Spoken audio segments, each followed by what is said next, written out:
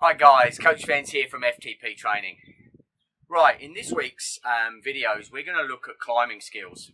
There are many different ways that we can go about climbing, different techniques we can use while training to make sure that we're at our best when it comes to our event. So in this week's skills analysis on video, we're going to look at climbing using out of the saddle techniques, in the saddle techniques. We're going to look at accelerating away from riders, what to do and what not to do when you're trying to climb in a bunch. Often people get out of the saddle, they stop pedaling, and the guy behind who's just overlapped wheels touches wheels and creates crashes. We're also going to look at SE, strength endurance, how to complete a proper strength endurance effort and get the maximum out of that type of effort.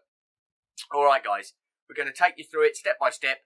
Hope you get the best from it, and we'll catch you out on the road. Okay, so climbing. The skill of climbing is obviously something which is very, very important as a rider to get right.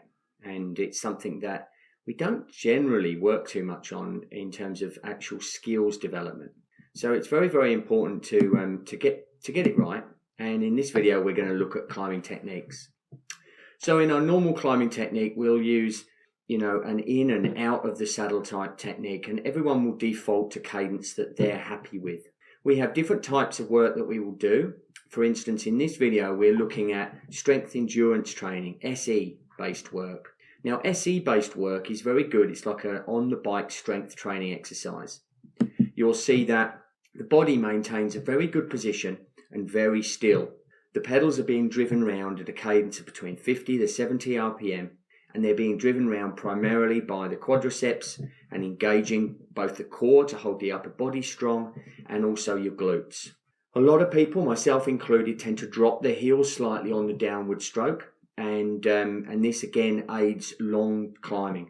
But you're really focusing on developing on the bike strength with the SE type work. And this is integrated into your programs in specific sessions. You may also find that if you haven't got your gearing right for a particular course, you may also find that during any event, you may find yourself bogged down in too big a gear. And it's useful and very handy to have the ability to churn that gear over in case you get caught in that sort of situation.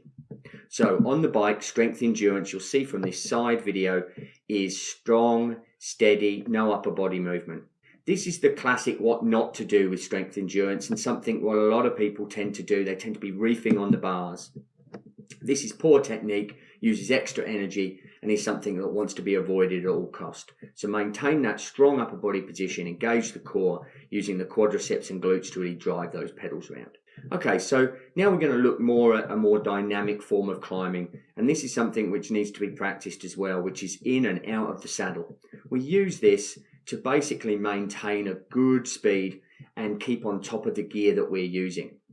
There's some things we're going to go through as we look at these videos. So we're turning the gear over, the bike is moving under the body and then back into the saddle, keeping on top of that gear, keeping things moving. Okay, we're comfortable, maybe a little steeper section, out the saddle again, and you're really just letting the bike move underneath you.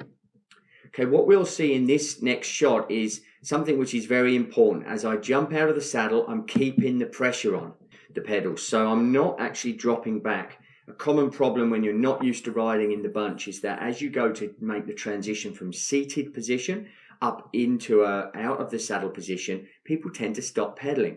In a big bunch environment, like most events around the country, if you do this, the person behind you sitting on your wheel may have just lapped wheels, and if you do this and move slightly, you can have a touch of wheels and take riders down.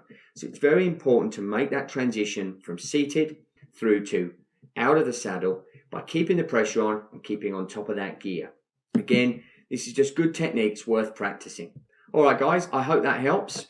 Get out there, practice all of your in and out the saddle climbing in terms of dynamic climbing, as well as your SE based work to make sure that you're climbing fitter, faster and stronger than you ever thought possible. All right, guys, catch you out on the road.